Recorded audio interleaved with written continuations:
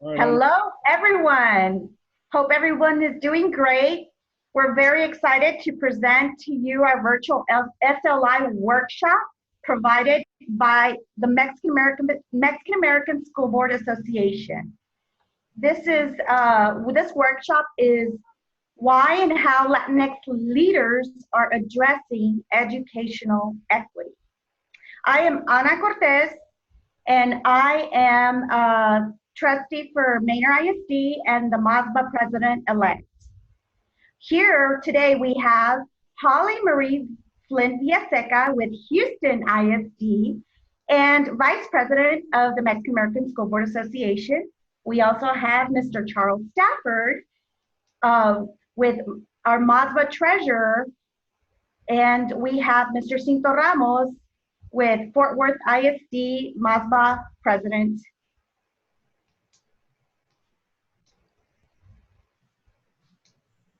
We are so excited to be with you here today virtually. We're going to have a really candid, real conversation about equity. And we're using the framework and research by Dr. Carrie Sampson.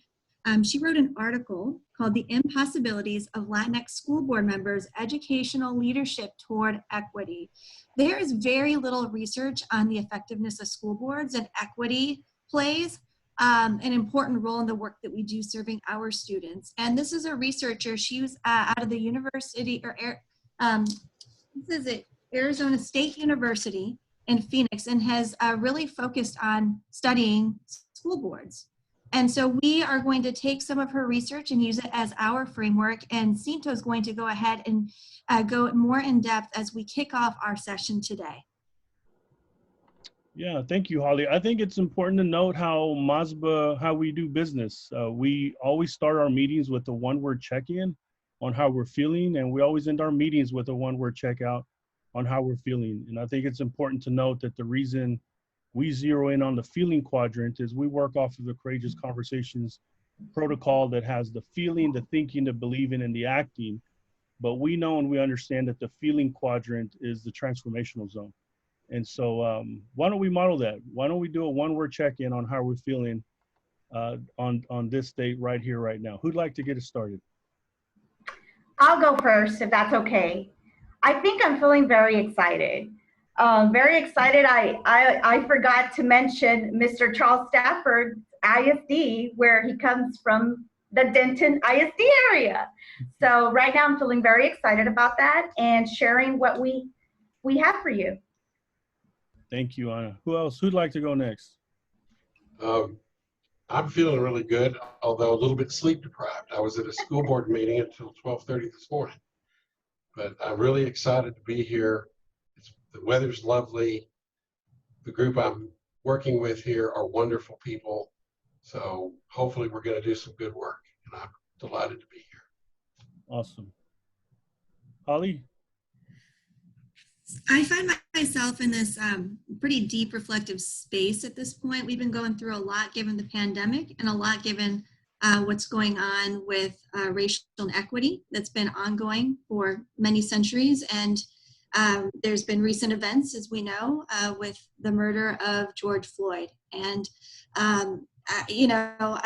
again, we need to take our work and this space seriously and continue to work towards disrupting the school to prison pipeline, making sure that we have equity and understand issues of race in this work that we do, and it's our responsibility to do so.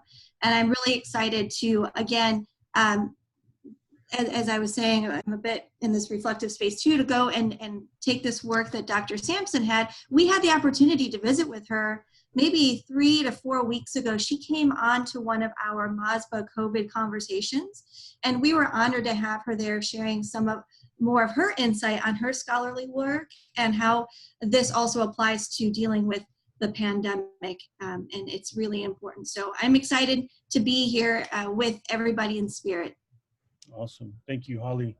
Thank you, Ana. Thank you, Charles. My word is going to be I'm humbled. I'm humbled to be able to serve with my friends and colleagues, but I'm also humbled in the times as what you just mentioned, Holly, that here we are having a virtual session and not in person, as I'd much rather prefer.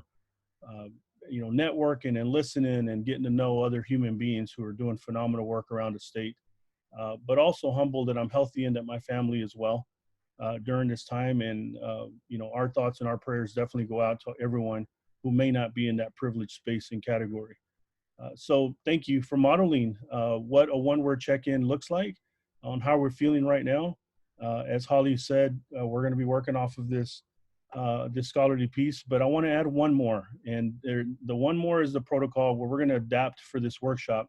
Is we're gonna model what it is to speak your truth, meaning that I'm going to speak my truth as a part of this webinar to kind of set the stage as to it's easy for people to want to generalize what our Latinx, our Chicano, Chicana, our Hispanic, our Latino, Latina, whatever terms we want to use. It's dangerous territory when we begin to generalize an entire body of human beings. So you'll see here that you'll have 4 different human beings with 4 different perspectives, and in some cases, they may be similar.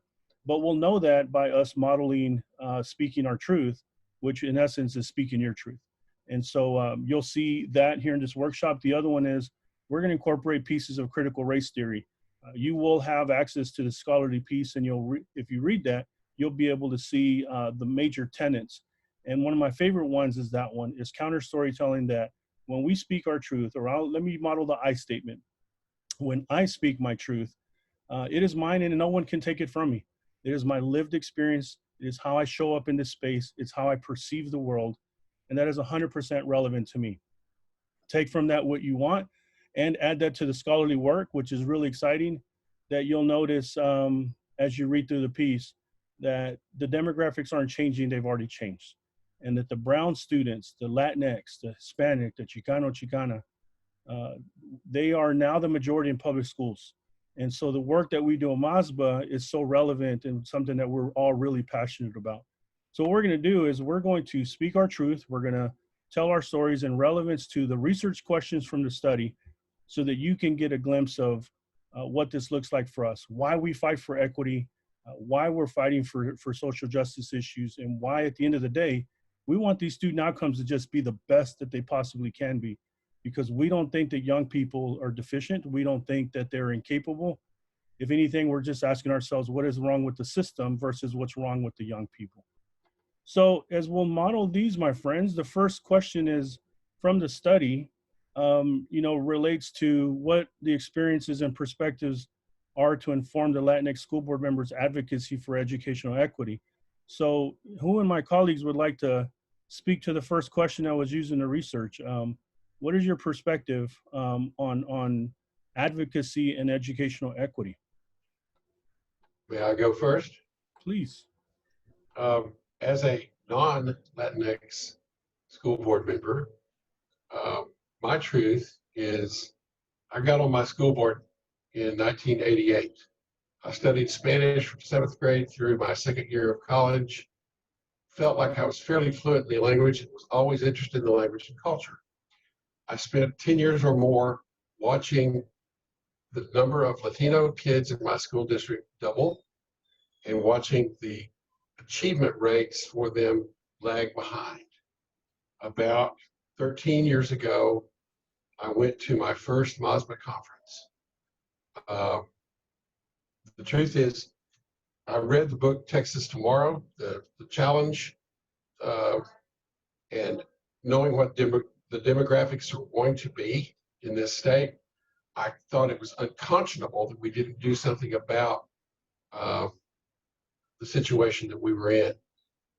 Every MASBA conference I've been to, I've gained perspective, I've gained insight. About 3 years in, a wonderful character named Manuel Rodriguez, who was the president of the Houston ISD board at the time, pulled me aside and he says, "What are you doing here?" He said, "I can tell by what you say and how you think that you're a good guy, but why are you here?" And I said, "Well, the way I see it, the problems of the entire state, or the problems of the Latino group now, the MASBA problems, are the problems of the entire state a few years from now. And if we're going to get ahead of this, and we're going to be truly successful, then we're going to need to, I feel like I need to learn from what's going on." And he smiled at me and he said, "Great answer. it led to many wonderful conversations. I am so pleased to be part of MASBA. MASBA is as much a part of a future solution as anything I know. And with that, I'll shut up and let somebody else have it. Thank you, Charles, and thank you for modeling the I statement and for what's true for you. Anna or Holly, what experiences or what life experiences do you have that formed your perspective on how you view advocacy and educational equity? I can go next if that's okay, Holly. Well, my story is I come from, first generation family immigrants that came to the States. I was actually the very first one that was born here. The only language that we spoke at home was Spanish. My parents didn't have an education. My dad had a second grade education. So, it was really, really hard for me as an English language learner to be able to succeed in school. Until a teacher cared enough to show me or tell me to read a specific book that I could relate with. That book was Reign of Gold by Victor Villaseñor. When I read that book, it was close to 1,000 pages. I would never, before that, couldn't comprehend reading. I couldn't comprehend what I was reading. I was reading, but it was relevant to my culture. It talked about the abuelitos, all the different stories, the storytelling around the families, our culture. I got so excited. I started telling my parents about, what I was reading, the similarities that I found within my culture, where my mom started volunteering in the school. And so after that, I started excelling in school, and which motivated me to continue. But another thing that really pushed me really hard was, we were migrant farm workers. We would leave 2 months early to go work in the fields and would come back 2 months late. So not only were we English language learners, but we were behind. We would only get a portion of the education because of us leaving early and coming back late in the school year. And when we were working in the fields, my dad told me, and I hated working in the fields, he's like, if you do not get an education, this is where you're going to end up working. And there was no way I wanted to end up working in the fields.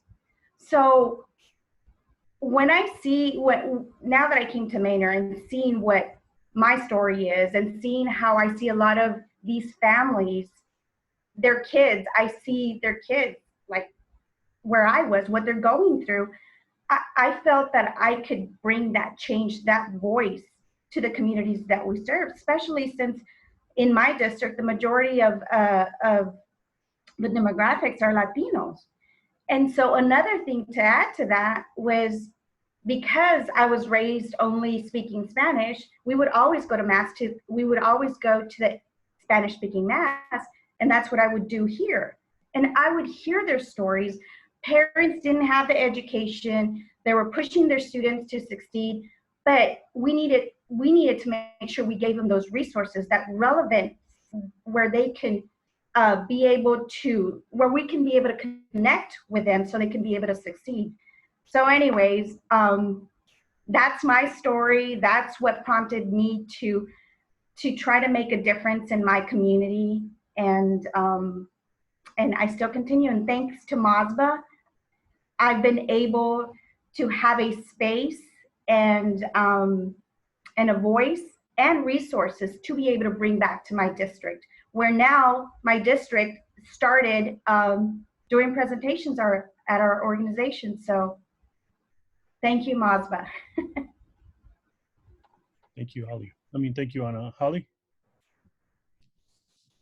So my truth is, I grew up in a rural town in Ohio, and I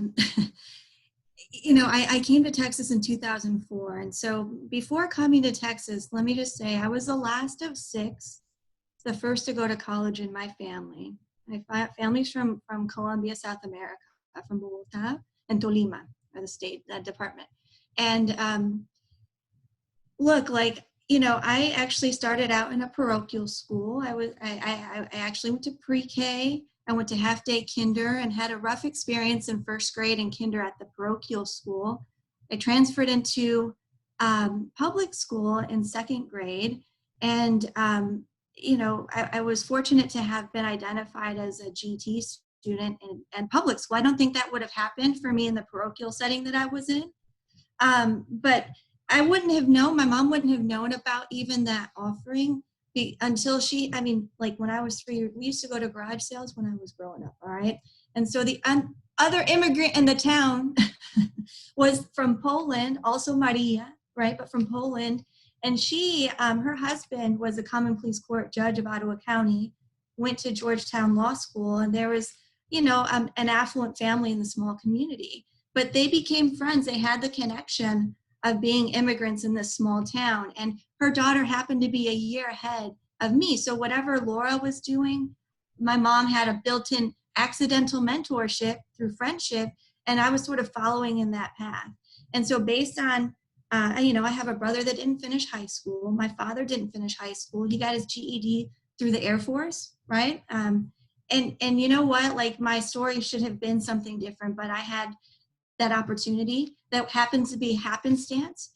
And I know it's so important that all of our kids have the opportunity to understand a system. HISD, we are the largest school district in Texas. We have lots of opportunities in our school district, but they are not equitable. Many of them are not equitable. It's hard to understand, how do you access the programming? At what stages do you access the programming? So I was a bilingual teacher here in HISD. Back in 2004, when I moved here, I was a pre-K teacher, so I had the opportunity to interact with the caretaker and to understand, to try to understand how the system was built. And here in HISD, kids get tagged for GT in kindergarten. So if there is an early childhood foundation, right, there could be fewer opportunities for our kids. And I really connected with the parents, you know, like, trying to keep things afloat and trying to work multiple jobs. And it's important that, you know, I saw myself in the students, I saw my mom in the parents, and it's important to be able to carry, that's part of who I am. It's the reason why I'm a school board member. And having this group here in MASBA, I'm able to bring my whole self all the time unapologetically. I'm able to lean in on the resources that we have to put out resolutions and policies that make significant change for and are extremely meaningful for our families and students here in Houston. And it is incredibly important to be able to tap into that, because we currently live and have lived in a place of fear oftentimes, and we have a safe space here, and it's important. And so I encourage yourselves to bring your whole self to your work and to find that sense of community somewhere. And if not, I know that we have open arms here at MASBA to be able to have these conversations so you can drive your work. That's awesome. Thank you, Holly. Great job, panel. I think we're off to a great start. I think as I reflect, as I listen to you, I can see so much overlap. Anna, as you described the work background, my father had a similar conversation with me. I wasn't engaging in school. I wasn't really excited about school, although I had a lot of opportunity. And my father had me work 4 summers in a row for a guy named Don Manuel Huitron, where I was out working hard labor from Monday through Friday, the entire summers. My father ingrained in me the value of hard work. I just think it was overkill. And if I'd have known my rights as a young first generational Mexican American, I would have known that child labor laws would not have allowed him to do that to me. But I wasn't aware and I didn't know, right? And I think my father possibly may have used that to his advantage. But nonetheless, that's part of what forms similar to you all. My parents' immigrant background, watching their struggle, watching how they navigated a new country, not speaking the language, learning to speak the language, and yet still, I ended up growing up in somewhat of a middle-class home. But that didn't take me away from noticing everyone else around me. And in the neighborhood that I'm at, that I'm proud to have been born and raised in, Northside, Diamond Hill, Fort Worth, Funkytown, Texas, my father made sure I paid attention. And he took me back to Mexico regularly. And he would point out the young children in the plaza in the little park selling the little chicles, the little gums, and shoe shining. My father would often point and say, "Hijo, that was me." And that's what I had to do to make ends meet with being the oldest in the family. And he made those connections for me so that there would be no confusion as to why education was so important and why with him, he and my mom, it was non-negotiable.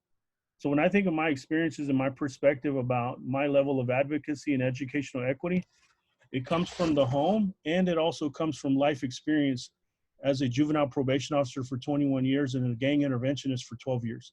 I often say I saw too many young people incarcerated and I saw too many young people in coffins. And so the fire that I have and the reason I can't run out of passion is I can still have those images. People might call that trauma. And I will tell you that that kind of trauma that I carry around seeing young people that were under the age of 18, simply how zip codes were determining their level of access to resources and level of education, over policing in certain parts of our communities. The school to prison pipeline conversation you mentioned, Holly, I often remember what Glenn Singleton said from Courageous Conversations. School to prison pipeline, that term, the word school should have never even been in that phrase because that's not what schools were designed to do or should have never been designed to do. So I think our friends here on this webinar are able to see why and how our life experiences are relevant to this topic. I think I'll bunch up both question number 2 and question number 3, if we may. Want to ask you specifically, what strategies do you employ to advance educational equity? And how do you think those strategies are influencing our English language learner population? Who'd like to take that one first?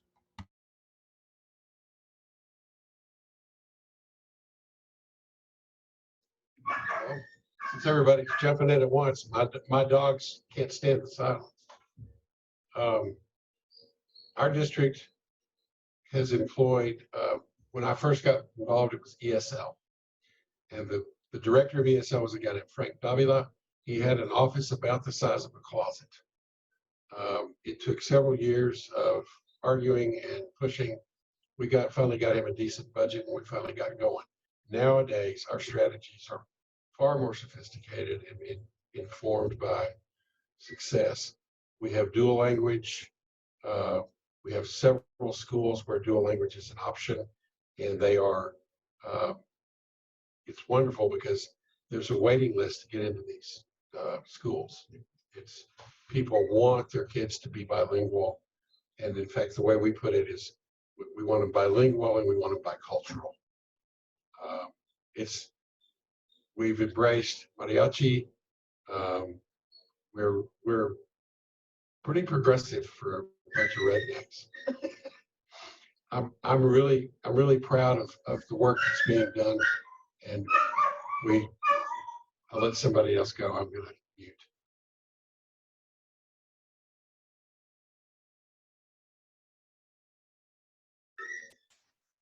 I'm sorry. I've got a lot of background noise here. I think we're on a really good track. Our kids, we're closing the gaps. They're not closed yet, which we're very cognizant of how much more work we have to do. But we're on the right path. Thanks. Charles. Anna or Holly? Yeah, in our district, when I first came to the district, I was one of the only Latina on our board, and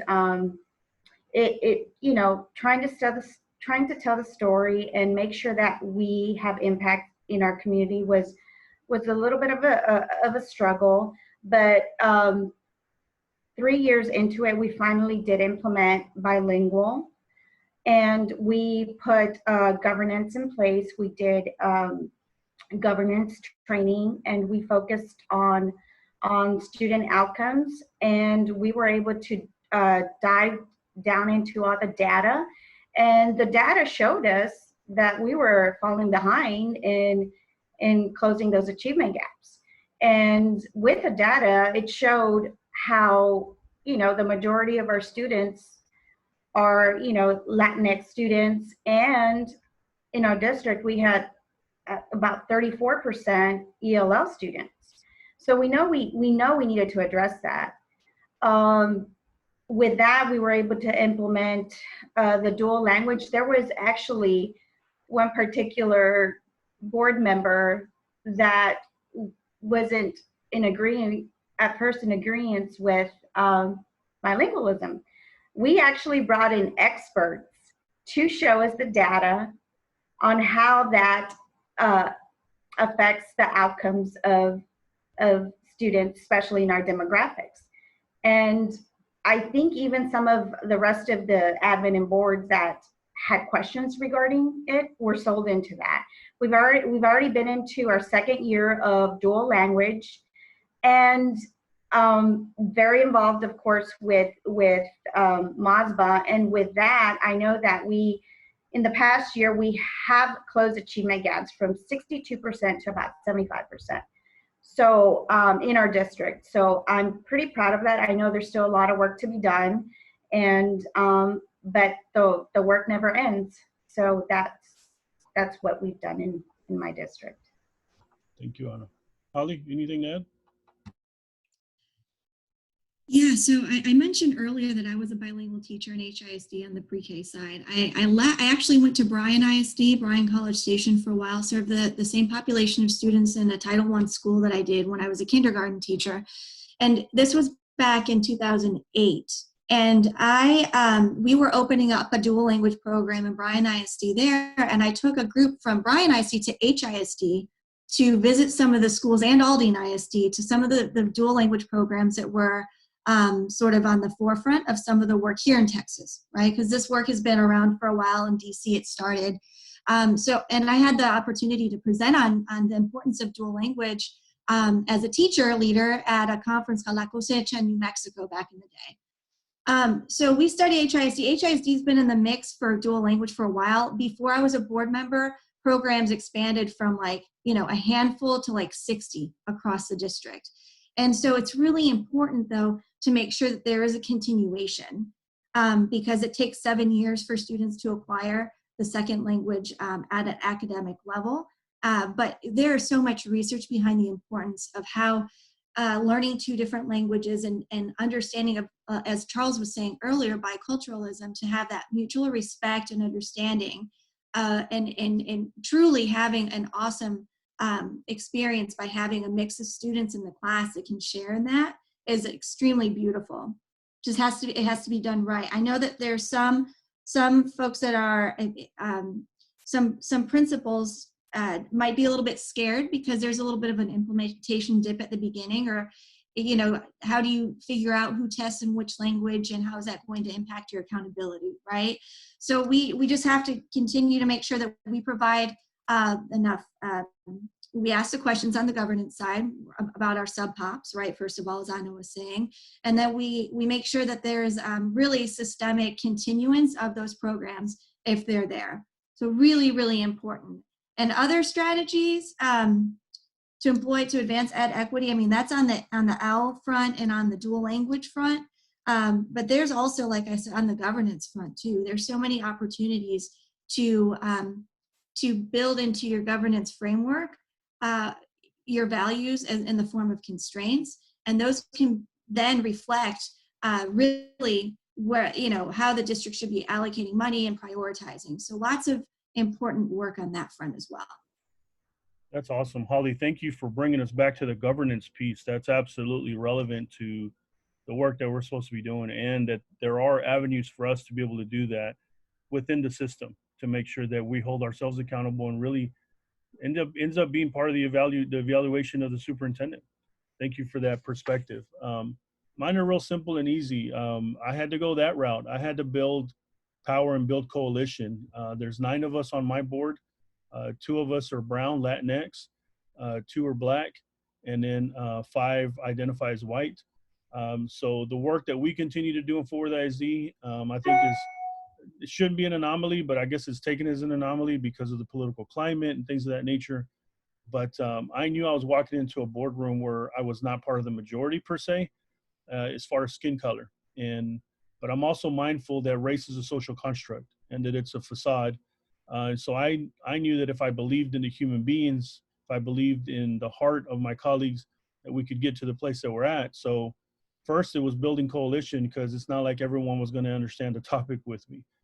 Two was to model that and put that through governance. And the reality is, if I'm really going to speak my truth, is that I learned how to incorporate interest convergence from critical race theory. And the question typically is, how does this benefit the white community? How does this benefit the white business? And so my responses were, if we don't educate the population that I happen to be a part of, you're going to get upset with me and our community that we're not holding up our end within the economic, well-being of our entire state. So give us a chance, right? Put the resources and opportunities, and we will produce. We are not a people. We are not a community that I believe that lack the skills or capacity. What I really believe we lacked are the resources and access to resources. So the interest convergence is really what allowed me to build coalition within my district. And those came by way of specific actions that we did, which was listening to the educators in our district. Come to find out that the reason that a number of them were not wanting to move up into administrative roles was because they didn't want to lose that stipend. And the stipend was only relevant to the teachers. So they were going to make more money staying in the classroom than it was to move up. So we were not creating our own pipeline. And that last year in our budget cycle changed. And I think just speaks to how the adult conversations, unfortunately to me, sometimes fortunately, unfortunately, are connected directly to student outcomes. So the work that we get to do through the governance, we get to adopt. I'm going to transition over to the fourth question and the final question for us today. But I want to set this up by kind of giving some brief information, which is going to be in the scholarly piece. And for anyone that's following along the webinar, you'll see on page 299 that, I think people generally know that there's 90,000 school board members in the country. There's over 90,000. There's over 13,000 school districts. The part that jumps out to me is the one that says that the 2010, and that's 10 years ago, the survey that was conducted of the 900 board members that responded, 3% identified as Latinx, 3%. And almost 80% identified as white. And I can't say that I would disagree too much, other than I know that there's also updated information that there has been an increase, particularly in the Southwest, of Latinx school board members. And then the questions are usually, so why is that relevant? What does that have to do with education? Don't we just care about all kids? But I think as we're noticing here in this current climate, those that do not isolate race, those that do not want to become color conscious are going to miss opportunities. And by that meaning that color consciousness gets us to a higher level of understanding that we can really take these topics head on. So we think about that there's 3% Latinx in 2020 that they're represented.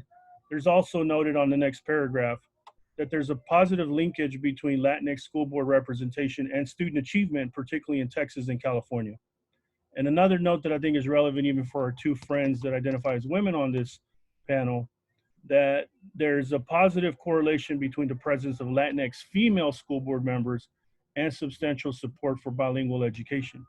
So the fourth question, I think, really digs deeper into saying, there's not that many of us, and those of us that are, how many of us are fighting for educational equity and for these populations that we know are not being served properly?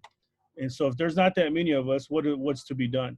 But the question really is geared towards each one of us. What barriers have you experienced as a school board member in trying to advocate for educational equity? And whoever wants to go first, by all means, this is the fun one. I will go ahead and jump in on that one. This is a fun one. So you have heard me mention fear a couple of times on this webinar, right? And as many of you may know, there is a piece of legislation called House Bill 1842, right? And House Bill 1842 signifies that if you have one school in a district, no matter the size, whether it's a small school district or a large school district like HISD, where we have 284 schools, if there is a pattern of underperformance for several years in a row, then the state can come in and intervene. and intervene in, by putting in an unelected board of managers, right? Now, districts have the opportunity to opt into a quote unquote get out of jail free card, if you will, by going the 1882 route, right? Where you give up governance of the school or schools and you turn them over to a third party to be able to I guess, handle the school and provide the services at the school, right? And so when I became a board member in 2017, this legislation was maybe 2 years in. And as you know, we are in the middle of fighting the state right now because of this law, right? This trigger law for me, I mean, like, if you do, if you don't do the 1882 route, what do you do? There really isn't another option, right? Unless you continue to put in the resources and organize and do what you can within a short timeline to be able to help the school turn the corner and to fulfill its potential to the community, right? And so we just knowing that there are really real ramifications if you opt to go the other route. So anyway, it's been, I feel that, like, unfortunately, we're facing this trigger law, and we don't think that the 1882 route should be the only way to really lift up our schools. We think that additional resources, this trigger law, like the hammer, the fear thing, right?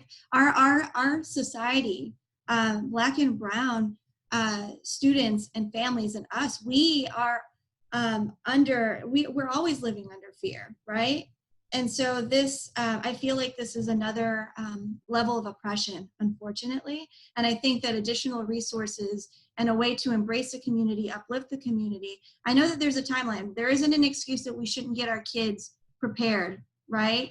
And to offer them opportunities. But I think that there should be an empathetic approach, a holistic approach, something that wraps the community around in open arms, working in collaboration with the city and complete communities, wraparound services, economic development, all of these things, because we know even before accountability, like the schools that are most effective are areas that have been underserved for generations, right? And so I implore you to figure out a way to try to come out of leading with fear, because it is really, really, it's difficult having this this pressure and making the best decisions for our kids.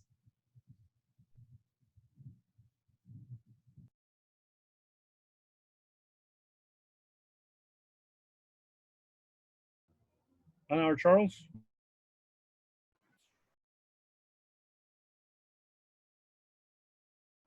The question is, what barriers have you experienced as a school board member? Well, funding has always been a barrier. It's always been an uphill slog to one of the classic equity pieces. And bless NSBA and the Equity Institute for opening so many eyes, because the true definition of equity is to apply enough resources to a situation that it can actually be a successful situation. I love that poster of the three kids looking over the fence. One of them's on 2 boxes, one of them's on one of them's not on any. Everybody's getting to watch the ball game, but some needed more help than others. And as we have in my district, we have flipped around a lot of our funding. And Holly, it's such a tragedy when you have a school that's struggling. It calls out for additional resources. It points at it discloses its failures, and that's a time not to punish and flog, but to come in, as you said, and fold them in a loving way, put the resources in so that people can succeed, and then they will. We have had great success in our district. You can always use more money. We've been very fortunate in my district because we're right on the good side of the break off, where we're not being recaptured, but we're up high enough where Uh, School finance is not a good example of equity, and you have to do it yourself within your own district. In our district, the battle was over 10 or 15 years ago when we realized that not just Latinx children, but children of poverty in general, when we put them in smaller classrooms with master teachers, lo and behold, they did great.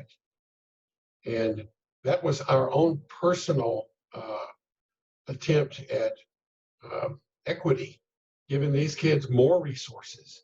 And it worked really well until 2011, when they cut $5 billion, and we had to, with those small class sizes had to go away. And then the kids fell back.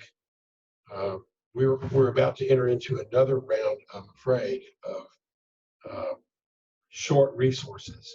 And we've got to really be adamant with the legislature that before they start cutting all the gains of House Bill 3, they need to raid that rainy day fund first. And I'm probably off our topic and making my president uncomfortable, but I think that's where equity is ultimately the answer, and not everybody gets that. Thank you, Charles. Anna? Yeah, and for me, I mean, you guys touched a lot on, the funding part, the equity part, and what we're struggling with is like one of the schools that we have has been struggling a lot due to, the students that we serve. So in our situation, I'm one of the founding members of our new Schoolhouse Foundation. We had to be a little bit innovative and give that extra funding to a school that we needed it. We actually gave it an additional $10,000 to that particular school because there was no other resources or no other way that we can be able to help that struggling school. And I think also putting the right people in place, the right people that can be able to understand the students that they serve, and the community that they serve. So during the time we kept on pushing, or I kept on pushing to make sure that we communicate, both with the Black and Brown communities, but specifically language barrier has been a major issue in our communities. And what I noticed in one of my school board meetings is we were acknowledging one of the students, or some of the students.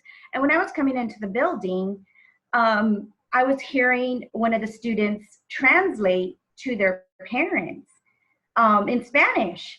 And the parent was all dressed up, very excited because their son was going to be acknowledged by the school board. So, when they acknowledged the students and other students were, Latino students, everything was pretty much in Spanish. And so I remember myself, because I was that English language learner, when I used to translate for my parents when I was a little kid. So I actually, ended up speaking up in Spanish, thanking the parents, thanking them for their hard work, thanking the students, so they can be actually acknowledged, recognized, and embrace them into our community and continue to be part of, the changes that we're trying to make. And I think even if it was that little statement in Spanish, I think that we need to be consistent in being able to reach out and connect to the community that we serve. And I know when I did that, a few of my colleagues got a little bit of uncomfortable, but it was very well received. And after that, I mean, there's another thing that we now need to look at, and that MASBA has pushed out, is the Mexican American Studies. And I really, really believe that, I'm glad that we finally passed the Mexican American Studies TEKS, that could definitely help our students. And if more districts were able to pass that, I think, we will be able to achieve what we're trying to, the results that we're trying to gain for our students. Because I was one of those students, and when I came to MASBA and we heard what we were fighting for, that particular topic really connected with me. And it's still been a little bit of a struggle, but I know we're getting there. And but that's what I've experienced in my school district. Thank you all. To close out this piece and get ready to transition for a closing, my barriers and my experiences and my truth is like when I convinced my colleagues, and I shouldn't even say convinced because it wasn't that hard to put the scenario on the table.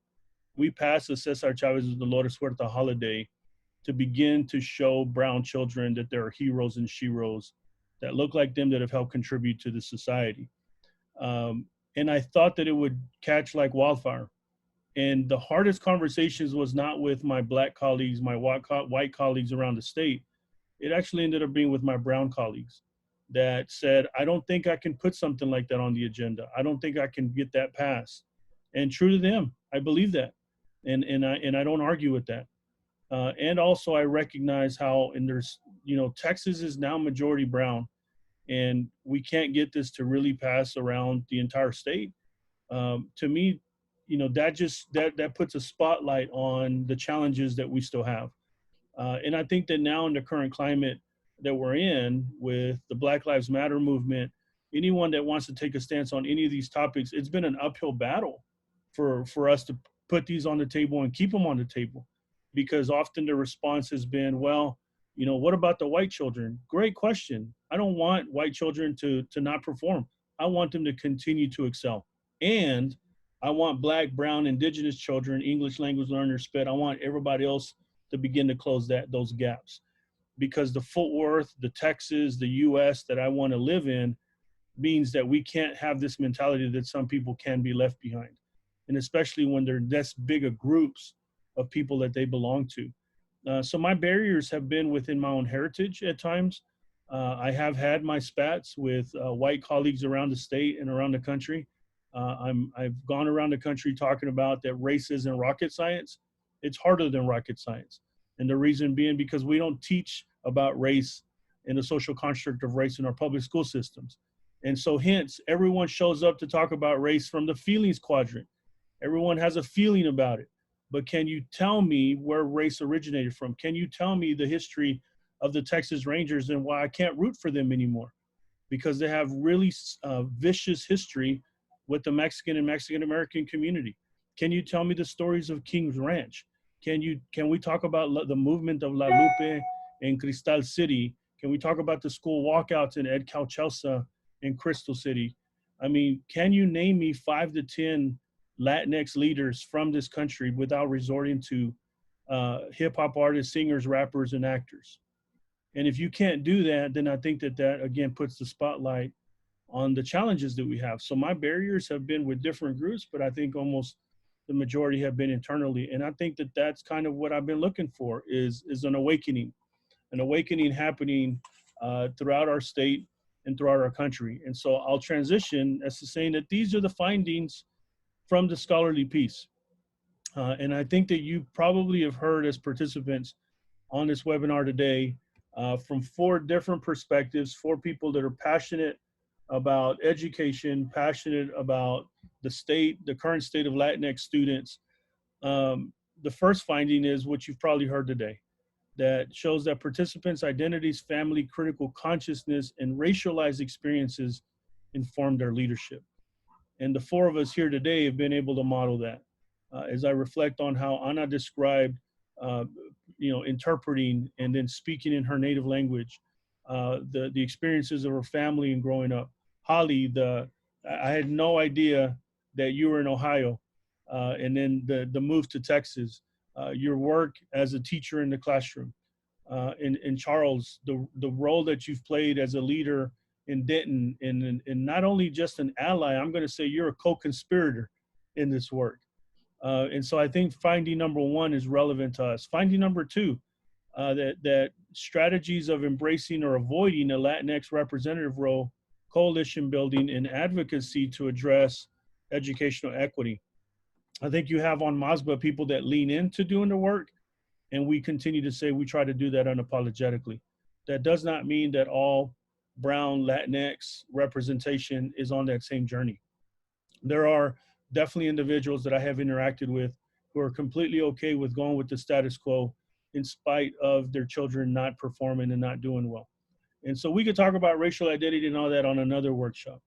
And then I think that the third finding is also relevant in that it highlighted the efforts to address equity often resulted in limited and inconsistent gains for English language learners, as well as negative repercussions from colleagues and or voters. I would be remiss if I didn't say out loud that I have met plenty of trustees in my experience in my lifetime here already of 7 years serving as a board member that didn't reference reelection at some point. And I will not make assumptions from that because I myself am guilty of it as well. Because I think about if I lose this seat and I lose this opportunity, how much longer might it take for someone else to put it on the table and be able to build power and coalition within the boardroom and with stakeholders. And not to toot our horns too much, but I think that in Fort Worth, that's the opportunities that we've been able to have and why I'm super hopeful that we're going to continue to close these gaps. So I want to give an opportunity for my friends and my colleagues to one, lead with a closing statement, but also a one-word checkout on how you're feeling as we're getting ready to wrap up here in less than 5 minutes. Final thoughts from you, my friends.